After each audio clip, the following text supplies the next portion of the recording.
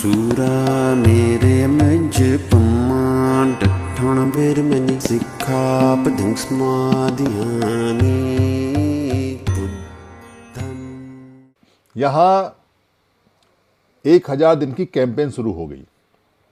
मैं समण हूँ। 1000 दिन तक सारे समण संगी मैं समण हूँ, आई एम समण, जितनी भी भाषा में हैं अपनी अपनी भाषा में हैशटैग के साथ में आगे बढ़ रहे हैं। इसके पर्चे आने वाले हैं, आएंगे भी, 14 अप्रैल को लगातार लगेंगे। इसकी बुक भी आने वाली है, इसका और भी मटेरियल आने वाला है। बाकी मटेरियल आप खुद भी तैयार कर सकते हो। तो मैं समण हूँ, हमको ये क्यों याद करना चाहिए कि हम समण हैं? क्यों याद कराना चाहिए? लोगों को याद क्यों कराएं और हमको क्यों याद आना चाहिए? ये एक महत्वपूर्ण सवाल है, क्योंकि आपसे पूछेंगे इतने दिनों बाद आपको याद आया कि मैं समण हूं। अब तक आपको याद ही नहीं आया कि आप समण थे। आप आज अचानक याद करके बैठे हैं समण हैं, तो क्यों याद कराना चाहते हैं? क्यों आपको याद आया है ये, और क्यों याद आना चाहिए? ये सवाल इंपॉर्टेंट है। ये जैसे जैसे आप आगे बढ़ोगे वैसे वैसे पूछेंगे लोग, और भी बहुत सारी बातें पूछेंगे, और खास तौर से वो पूछेंगे जो लोग संगठनों में काम कर रहे हैं, क्योंकि उनको ऐसा लगता है कि समन संघ भी एक संगठन है और ये हमसे आगे जा रहा है। हम किसी से आगे नहीं जा रहे, हम सबके साथ हैं, सबसे पीछे हैं, पर हम अपना काम लगातार कर रहे हैं, क्योंकि हमारा काम अलग तरह का है। संगठनात्मक काम नहीं हमारा। हम कोई ऐसा नहीं करे जिसमें प्रधान और उसमें जनरल सेक्रेटरी और चंदा वंदा होता है, बिल्कुल डिफरेंट है। जो संघ पर आधारित है वही कर रहे हैं। तो संघ को मैं समण हूं याद कराने की आवश्यकता क्या पड़ी? मैं समण हूं में जो समण है वो हमारी पहचान है, वो हमारी आइडेंटिटी है। हमारे जो लोग हैं उनसे जब हम पूछते हैं आप कौन हो, तो क्या बताते हैं? वो सबसे ज़्यादा थकेले लोग किस बात में हैं, सबसे ज़्यादा किस बात की थकान है उनको, उनके 24 घंटे में क्या घुसा रहता है, क्या घुसा रखा है। पैदा होते ही बच्चा बिल्कुल कोरा होता है, उसी के घर वाले, उसी के मोहल्ले वाले, उसी के रिश्तेदार उसको क्या घुसाते हैं? सबसे पहले घुसाते हैं जात। भारत में उसको ये कोई नहीं बताता कि उसकी क्या आइडेंटिटी है क्या नहीं, उसकी आइडेंटिटी बताते हैं जात की। तो चलो जात पे बात कर लेते हैं। एक व्यक्ति अगर जात की आइडेंटिटी रखता है तो कितने लोगों को जोड़ सकता है और कितने लोगों से जुड़ सकता है? 6743 तो जातियां बताई जाती हैं, फिर उपजातियां भी हैं, तो हजारों में हैं। तो कितने टुकड़े हैं? आप उस जाति की आइडेंटिटी के साथ में कहां तक जा सकते हो? क्या जाति से बाहर जा सकते हो? आप जीवन भर अगर जाति की आइडेंटिटी अपने पास रखोगे तो अपनी जाति में भी ज्यादातर लोगों से नहीं मिल सकते, क्योंकि जातियों के अंदर उपजातियां हैं और वहां टुकड़े हो रखे हैं बहुत ज्यादा, और उनमें झगड़े हैं। तो आपको चाहिए क्या? आपको बेनिफिट कितना चाहिए? आप चाहते क्या हैं? अगर आप बेनिफिट सिर्फ इतना ही चाहते हैं कि जाति में रह के थोड़ा बहुत आपको बेनिफिट हो जाए, तो वो आपका उद्देश्य पूरा हो जाएगा। पर आपको जाति से बड़ा बेनिफिट चाहिए और पूरा देश का या दुनिया का बेनिफिट चाहिए, तो आपकी पहचान देश की और दुनिया की होनी चाहिए और उससे बड़ी होनी चाहिए, तो बेनिफिट मिलेंगे आपको, वरना नहीं मिलेंगे। क्योंकि मैं यहाँ ये बात नहीं कर रहा कि जाति पैदा कैसे हुई, ये मैं कई बार बता चुका हूँ, फिर भी जो नए लोग हैं उनको बता दें कि जाति कहीं कुछ होती नहीं है, ना ये कहीं लिखी हुई है, ना कहीं ये आती है, ना ये बनती है, ना बनाती है, ना इसका कहीं अता पता नहीं है। बाबा साहब डॉक्टर अम्बेडकर ने साफ बताया है कि ये मन से पैदा होती है और मन से ही ये खत्म होती है। इस पर कई सारी बातें हम कर चुके हैं, इसमें ज़्यादा नहीं जाते। तो आपकी जो पहचान अगर आप जाति की बताते तो छोटा सा दायरा बनता है, बस छोटा सा दायरा भारत में। इससे आपकी समस्या बड़ी वाली सॉल्व नहीं हो सकती। कोई शादी ब्याह की छोटी मोटी हो जाए, रिश्तेदारियों की, तो कर सकते हो, इससे ज़्यादा समस्या नहीं होती। दूसरा क्या आता है? दूसरा किसे पूछोगे कि भाई तुम्हारी क्या पहचान है, तो अपने धर्म के बारे में बताएगा, अपने मजहब के बारे में बताएगा, अपने मत मान्यता के बारे में बताएगा, अपने किसी संत वंत की जानकारी देगा। तो वो जो जानकारी है, वो जो पहचान है, वो उसकी धार्मिक, उसकी मत की, उसकी मतांतर की पहचान है। यानी कि वो जो उसने पैदा होने के बाद एडॉप्ट किया है, या जो पहचान उसको ये बताई गई है कि तुम्हारे पिताजी का, तुम्हारी माताजी का, तुम्हारे दादाजी का ये मत था, ये मतांतर था, ये मजहब था, ये धर्म था, तो तुम्हारा भी ये है, वो पहचान है। तो धर्म की पहचान जो होती है वो पैदा होने के बाद होती है, और धर्म की पहचान बदलती रहती है। आदमी जब आज के समय कोई अपने आप को ये कहता है कि मैं सिख हूं, तो कितने साल पहले सिख है? 500 550 पहले उनकी कोई पहचान सिख नहीं थी, तो बदल गई है। यानी जो आज सिख हैं वो अपनी पहचान को बदल के आए हैं, अपनी धार्मिक मान्यता, अपनी मजहब की मान्यता बदल के आए हैं। कोई ये कहे कि मैं बुद्धिस्ट हूं, तो बुद्धिस्ट से पहले उनकी मान्यता कुछ और थी, आज उनकी बुद्धिस्ट है। कोई ये कहे कि मैं जैन हूं, तो जैन की मान्यता आज जैन है और 2600 साल पहले वो जैन नहीं थे, क्योंकि महावीर जैन नहीं थे, तो उनकी मान्यता कुछ और थी। आज कोई ये कहे कि मैं मुस्लिम हूं, तो आज मान्यता उसकी मुस्लिम मान्यता धर्म है, मजहब है। पर जब यहाँ मोहम्मद साहब नहीं थे या भारत में मुस्लिम धर्म नहीं था, तो वो उनकी मान्यता नहीं थी। तो मान्यताएं बदलती रहती हैं समय के हिसाब से, लोगों की इच्छा के हिसाब से। कोई व्यक्ति हर घंटे अपनी मान्यता भारत में बदल सकता है, संविधान कह सकता है, आज़ादी है इसकी। और ये भी आज़ादी है कि आप बिना किसी मान्यता, मत और मजहब की भी रह सकते हैं। यानी मत, मतांतर, मान्यता, मजहब, रिलीजियन, धर्म, ये जीने के लिए आवश्यक नहीं है। आप बिना इसके भी देश में उतने ही अधिकार प्राप्त कर सकते हैं जितने अधिकार किसी मान्यता प्राप्त व्यक्ति को मिलते हैं, क्योंकि मान्यता निजी मामला है, ये आपकी पहचान निजी है। तो ये जो धार्मिक या मजहबी या मत की मान्यता है, ये ज़्यादा बड़ी नहीं है। कितने लोगों की मान्यता है? कोई बहुत ज़्यादा बुद्धिस्ट होगा तो कितने पूरी दुनिया में है? बताते हैं कि 4 अरब लोग बुद्धिस्ट हैं, पर उनका कोई गढ़, उनका कोई समूह, उनका कोई सेंट्रलाइज सिस्टम नहीं है। इसलिए मान्यता कहने भर की है, पर आपका समूह या आपके बेनिफिट कितने हैं? भारत के अंदर जो बुद्धिस्ट लोग हैं उनको बाहर के लोगों से जुड़ाव नहीं है, इसलिए उस मान्यता का बेनिफिट उनको नहीं मिलता। और यहाँ भी बहुत सारे सेक्टर हैं जो अलग अलग काम करते हैं, वो आपस में मिलते भी नहीं हैं। कोई ये कहे कि वो मुस्लिम है, तो 62 फिरके हैं, 62 प्रकार के टुकड़े हैं, लिखा हुआ है उसमें, और पूरे देश के अंदर अलग अलग सिस्टम चलते हैं। बरेली का सिस्टम अलग है, इधर सहारनपुर के पास का सिस्टम अलग है, दिल्ली का सिस्टम अलग चलता है, हैदराबाद का सिस्टम अलग है, तो वो सिस्टम अलग है। 62 प्रकार के उसके अंदर मत मतांतर खुद में चलते हैं। तो धार्मिक मान्यता में भी उनकी अलग मान्यता है, वो छोटी है। वैसे ही मजहबी सिख और सिख के अंदर मान्यता अलग अलग है, वैसे ही जो और भी मान्यताएं हैं उनमें अलग अलग सिस्टम चलता है।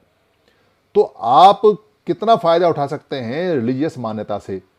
क्योंकि बड़ी मान्यता के लिए आपको ज़्यादा लोग चाहिए और सब प्रकार के चाहिए। तो धार्मिक या मत या मतांतर या संत की जो मान्यता है वो आपको एक छोटे से दायरे में रखती है।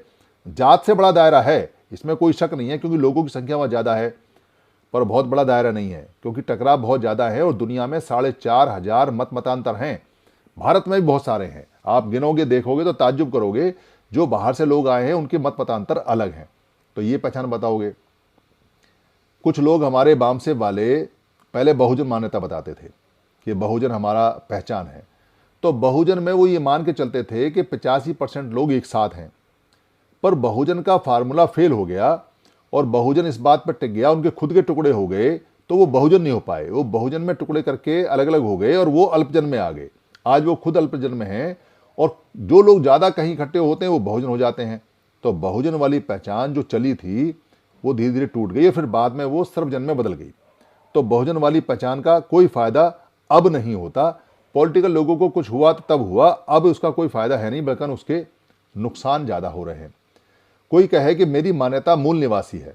बहुजन वाले लोगों में कुछ लोगों ने कहा कि हमारी मान्यता मूल निवासी है, तो वो कहते हैं हम मूल निवासी हैं और बाकी लोग विदेशी हैं। तो भाई, अमेरिका के अंदर जो यहाँ से गया व्यक्ति है, जो कनाडा के अंदर यहाँ से व्यक्ति गया हुआ है, वो जब यहाँ से गया तो उसकी मान्यता, उसकी जो पहचान थी वो समण थी, उसकी जो पहचान थी वो भारतीय थी। जब वो वहाँ गया तो वो वहाँ जाके अगर अपना ग्रीन कार्ड लेता है तो वहाँ की नागरिकता ले लेता है। अब वो भारत का नागरिक नहीं है, भारत मूल का तो है, पर नागरिक वो कनाडा का या अमेरिका का या इंग्लैंड का है, और वो भारतीय मूल का उस समय तक है जब तक वो मरेगा। पर यदि उसके बच्चे वहीं पैदा होते हैं तो उनका मूल खत्म हो जाता है, क्योंकि फिर उनका जो बच्चे हैं वो वहाँ के सिटीजन हो जाते हैं पैदाइशी, उनका मूल वो देश हो जाता है। उनके जो ओरिजिनल पासपोर्ट बनते हैं उसमें नागरिकता उनकी वहाँ होती है। वो नागरिकता दूसरी ले सकते हैं किसी भी देश की, पर मूल उनका वो देश बन जाता है, तो वहाँ के मूल निवासी बन जाते हैं। तो जो यहाँ से समण गए हैं, अगर वो बाहर जाके रहते हैं तो क्या वो समण नहीं है? समण तो वो हैं, पर मूल निवासी वो उनके बच्चे नहीं रहेंगे। वो मूल निवासी हो सकते हैं पर उनके बच्चे नहीं हैं। ये लॉ कहता है, हर देश का कानून कहता है कि जिस ज़मीन पर जो बच्चा पैदा होता है वो वहाँ का ओरिजिनल सिटीजन होता है, उसकी ओरिजिनल सिटीजनशिप होती है, उसकी नागरिकता होती है। तो आप कैसे कह सकते हो कि भाई मूल निवासी जो बाहर के लोग यहाँ आए हैं उनके बच्चों को आप मूल निवासी कह के कैसे मना कर सकते हो? पूरी दुनिया इस बात को नहीं मानेगी, क्योंकि ये पूरी दुनिया में कुछ लोगों का कब्जा नहीं हो सकता। ये समस्या आती है। आप क्या बनना चाहते हो? आप अगर मोहल्ले की पहचान बनाते हो या दुनिया की पहचान बनाना चाहते हो, यह आपके ऊपर डिपेंड है कि आप चाहते क्या हो। आप मोहल्ले में रह के मोहल्ले वाली पहचान बताओ या पूरी दुनिया के साथ जुड़ के पूरी दुनिया की पहचान बताओ। तो पूरी दुनिया की पहचान बताने के लिए हमारे पास जो शब्द है वो समण है। समण इसलिए पूरी दुनिया में पहचान बताने के लिए है क्योंकि समण कोई पहचान देता नहीं है, कहीं से मिलती नहीं है, कहीं पासपोर्ट पर लिखा नहीं जाता है, कहीं ये दर्ज नहीं होता है। हम जैसे ही पैदा होते हैं वैसे ही हम समण होते हैं, और हम जब मरेंगे, हम कहीं भी रहें, किसी भी देश की नागरिकता लें, पर हम समण ही कहलाते हैं। तो जो वमन हैं वो भी पूरी दुनिया में कहीं भी रहें वमन ही कहलाते हैं। वो भारत में रहें या भारत के बाहर रहें, पर वो वमन ही रहते हैं। वमन कभी भी समण नहीं बन सकता। कोई सीढ़ी नहीं है, कोई रास्ता नहीं है। आप जात बदल सकते हो, आप अपना धर्म बदल सकते हो, अपना जो आपका सिस्टम है उसको बदल सकते हो, जो आपका मोहल्ला है उसे बदल सकते हो, जो आपका काम है उसे बदल सकते हो, आप अपना मूल बदल सकते हो, पर आप समण से वमन में नहीं जा सकते और वमन से समण में भी नहीं आ सकते। ऐसा कोई केस नहीं है कि कोई समण से वमन बना हो या वमन से समण बना हो। बुद्ध समण थे, समण, वो वमन नहीं थे। पर बुद्ध के जो शिष्य सारिपुत्र मोगलयान हैं वो समण नहीं थे। आज भी लोग उनको वमन बोलते हैं। यानी बुद्ध बनने के बाद भी आइडेंटिटी समण है, और अरहत बनने के बाद भी जो मोगलयान की और जो सारिपुत्र की आइडेंटिटी है वो वमन है। बेशक वो अरहत हो गए, पर उनकी जो आइडेंटिटी है वो वमन की है। तो दुनिया में जैसे इजराइल कहता है कि कोई भी हमारा यहूदी कहीं भी रहे दुनिया में वो हमारे देश का नागरिक है, और वो यहूदी पहले है, बाद में उस देश का नागरिक है, ठीक वैसे ही भारत का समण कोई भी कहीं रहे, पहले वो समण है, समण संघ का वो मेंबर है, उसके बाद में वो किसी कंट्री का नागरिक है। समण उसकी यहाँ की पहचान है जो किसी ने दी नहीं है, वो खुद जन्म के साथ लेके जाता है।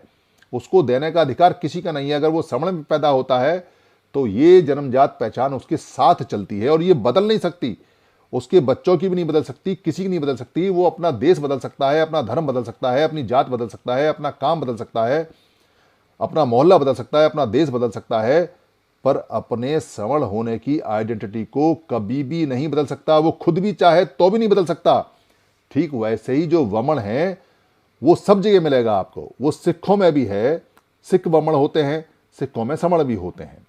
जो यहाँ मुस्लिम हैं उनमें समण भी होते हैं, उनमें वमन भी होते हैं। जो यहाँ पर और भी जो रिलीजन हैं, बौद्ध हैं, उनके अंदर वमन भी होते हैं, समण भी होते हैं। जैनियों के अंदर समण भी होते हैं, वमन भी होते हैं। जो भी मतांतर हैं उसमें समण हो सकते हो। अभी तो जो अम्बेडकरवादी लोग हैं उसमें भी कुछ वमन आ गए हैं, जो ये कहते हैं कि हमारे जो अनुयायी हैं, जो इष्ट हैं, वो डॉक्टर अम्बेडकर हैं, हम उनको मानते हैं। आप उनको मना नहीं कर सकते, क्योंकि वो डॉक्टर अम्बेडकर एक यूनिवर्सल प्रॉपर्टी है, यूनिवर्सल पर्सनैलिटी हैं। और वो जो वमन है वो अपने आप को प्रोग्रेसिव वमन बोलते हैं कि हम डॉक्टर अम्बेडकर को मानते हैं। तो वो जो वमन है वो किसी भी व्यक्ति की मान्यता को मान सकते हैं, समण भी मान सकते हैं। दोनों का राइट है मानने का।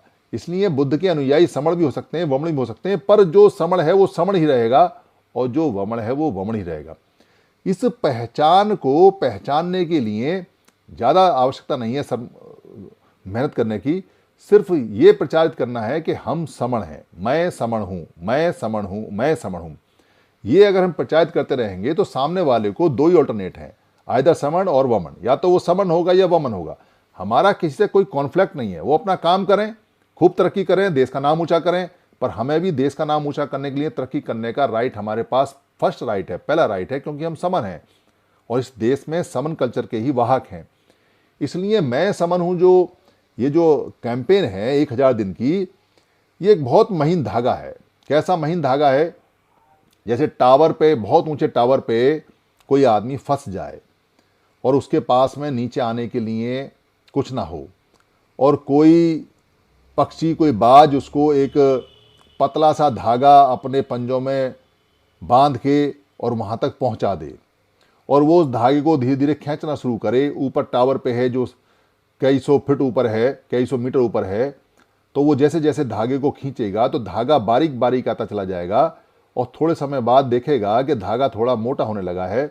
और जब वो खींचता जाएगा खींचता जाएगा खींचता जाएगा तो धागा और मोटा होता चला जाएगा और खींचते खींचते एक समय ऐसा आएगा कि वो मोटा धागा रस्सी में बदल जाएगा और रस्सी फिर मजबूत हो जाएगी और फिर उस रस्सी को वो टावर से बांध के उस रस्सी के सहारे नीचे उतर आएगा। ठीक वैसे ही मैं समण हूं कैंपेन है। ये देखने में छोटी आपको लगती है, छोटा धागा है, पर इसके परिणाम इतने भयंकर हैं जो आपके सारे कष्ट मिटा देंगे, सारे कष्ट। क्योंकि पहचान आदमी की उसका सुख, उसकी सुविधा, उसका विकास और उसकी सुरक्षा निहित करती है, उसको तय करती है कि इसकी पहचान क्या है। समण की जो पहचान है वो बहुत बड़ी पहचान है। किसी भी रिलीजन से, किसी भी मजहब से, किसी भी मत से, किसी मतांतर से, किसी जात से, किसी वर्ग से, किसी मोहल्ले से, किसी शहर से, किसी कंट्री से, उससे भी बड़ी है। अगर आपको यकीन नहीं आता है तो आप यहूदियों को देख लो। इजराइल में रहते हैं, छोटे से लोग हैं, पूरी दुनिया चलाते हैं, पूरी दुनिया का पैसा उनके पास है, सारी बड़ी बड़ी कंपनियां उनकी हैं, गवर्नमेंट उनके इशारे पे बनती हैं और वो इतने पावरफुल हैं, पर आराम से रहते हैं, पर रहते इकट्ठे हैं। उनके लिए बाकी सारी चीज़ें बाद में हैं, पर अपना इकट्ठा होने का, यानी मैं यहूदी हूँ, ये स्लोगन उनके लिए फर्स्ट है। इसलिए उनको आज तक कोई हरा नहीं पाया। संख्या में कम है। कई बार दुनिया ने मिटाने की कोशिश की पर मिटे नहीं, वो फिर इकट्ठे हो जाते हैं और फिर वो बहुत तेजी से काम करते हैं और लगातार काम करते हैं अपने संघ के लिए और जीत जाते हैं। दुनिया बहुत कोशिश करती है उनको, सारा अरब कंट्री उनके पीछे पड़े रहते हैं, पर वो अकेले ही सबको देखते रहते हैं। ये ताकत होती है संघ की, और ये ताकत होती है अपने उस मूल, जो आपका जड़ से जुड़ा हुआ शब्द है उसकी, जो बताता है कि मैं समन हूं और ये मेरी जड़ें हैं। तो जड़ों में पानी देना है, तो जड़ों में पानी देने के लिए आपने क्या करना है। 14 अप्रैल आ रहा है। 14 अप्रैल को जो हमने कैंपेन यहाँ घोषित की है उसमें एक छोटा सा काम किया है हमने। वो बैज बन गया है, बैज आपको कल मिल जाएगा, सबको PDF पे, व्हाट्सएप पे मिल जाएगा। आप अपने अपने यहाँ प्रिंट करा लें। आजकल डिजिटल प्रिंटिंग होती है, वो सस्ती होती है, उसको करा लें या ऑर्डर दे देंगे तो आ जाएगा। तो बैज लगाना हर एक व्यक्ति को। उस बैज में सिर्फ डॉक्टर अंबेडकर का एक फोटो है, उसमें लिखा हुआ है मैं समण हूँ डॉक्टर अंबेडकर, और पीछे हमारे कुछ महापुरुषों का फोटो है और हमारे 10 गोल्डन नियम है। वो आपने पिन के साथ में सबको हैप्पी जयंती कहते हुए, सबको शुभ जयंती कहते हुए, जयंती की शुभकामनाएं देते हुए आपने वो लगाना है। समन संघ का प्रचार नहीं करना है। आपने किसी भी व्यक्ति को भूल के ये नहीं कहना है कि आप समन संघ में आइए, हमारा समन संघ ऐसा, हमारा समन संघ वैसा। तारीफ मत करिए। आपका समन संघ अगर बहुत अच्छा होगा तो लोग खिंचे चले आएंगे, और अगर नहीं अच्छा होगा तो आप कितनी भी तारीफ करिए वो नहीं आने वाले हैं। पर आप ये कहिए, शान से कहिए कि मैं समन हूँ और आप भी समन हैं, आपको भी हैप्पी जयंती और मुझे भी हैप्पी जयंती। ये टैग मेरी तरफ से मैं आपको लगाना चाहता हूँ और आपका धन्यवाद। और एक फ़ोटो खिंचवाइए उसके साथ लगाते हुए और उसका फ़ोटो वायरल कीजिए। हैशटैग मैं समन हूँ, हैशटैग आई एम समन और हैशटैग डॉक्टर अम्बेडकर जयंती या डॉक्टर अम्बेडकर, ताकि पता चले कि डॉक्टर अम्बेडकर जयंती पे हमने क्या किया, क्या नहीं किया। ये काम हम जैसे जैसे करते जाएंगे वैसे वैसे हमारी चीज़ें बढ़ती जाएंगी। कोशिश करें कि अगर कहीं कोई भंडारा चल रहा है या पूरी सब्जी चल रही है, इज्जत से खिला रहा है, मान सम्मान के साथ खिला रहा है, हाथ फैलाकर नहीं के बोल रहा है, रिक्वेस्ट कर रहा है, उसके सर्व करने में एक बहुत शालीनता है और लगता है कि वो दिल से सर्व कर रहा है, दिल से सेवा कर रहा है, दिल से खिलाना चाहता है तो खाइए। अदरवाइज अपना खाना अपने साथ रखिए। लाइन में लग के, हाथ फैला के, भीख मांग के डॉक्टर अंबेडकर की जयंती का अपमान मत कीजिए। उस दिन ना भी खाएंगे तो कोई दिक्कत नहीं है। अगर किसी को खिलाना है तो खुशी की बात है कि वो खिलाए, सबको खिलाए, पर इज्जत से खिलाए। ये भिखारियों की तरह जो लाइन में लगा लगा के डॉक्टर अंबेडकर के अनुयायियों की बेइज्जती होती है और दुनिया में ये बात जाती है कि ये खाने के लिए कैसा करते हैं, वो टैग हमें हटाना है। हमने पिछली बार अपना अपना खाना लेके गए थे। कोशिश करें कि अपना खाना लेके आए, ना भी लेके आ पाएँ तो खाएं उसी का जो इज्जत से खिलाए। अगर इज्जत से ना खिलाए तो नकार दें, चाहे उसका खाना सड़ जाए, चाहे हम भूखे मर जाएं, पर नहीं खाना। हम स्वाभिमान लोग हैं, एक दिन में भूखे नहीं मरते। 10 रुपये का बिस्कुट का पैकेट लेके खा लेंगे, 20 रुपये की बोतल की पानी पी लेंगे, पर लाइन में लग के और भीख मांग के नहीं खाएंगे। इज्जत से कोई खिलाएगा तो बाबा साहब के नाम पे जरूर खाएंगे। और एक शहर एक जयंती, इसका हम 1 हफ्ते तक प्रचार करेंगे। हालांकि लोग समझ रहे हैं इस बात को, पर हमें लगातार कहते रहना है कि महापुरुषों की एक शहर में एक जयंती एक दिन होनी चाहिए, अलग अलग नहीं होनी चाहिए। ये सारी बातें हम करेंगे और बैज वाला काम हम बहुत तेजी से करेंगे। किसी का कोई प्रश्न हो तो वो पूछ सकता है। मेरी बात यहाँ समाप्त होती है। अगर किसी को कोई मेरी बात में कष्ट लगा हो, कोई खराब लगी हो, तो मैं संघ से माफ़ी चाहता हूँ। संघ मुझे माफ़ करे, संघ मुझे माफ़ करे, संघ मुझे माफ़ करे। संघं नमामि, संघं नमामि, संघ नमामि। बुद्धं शरणं गच्छामि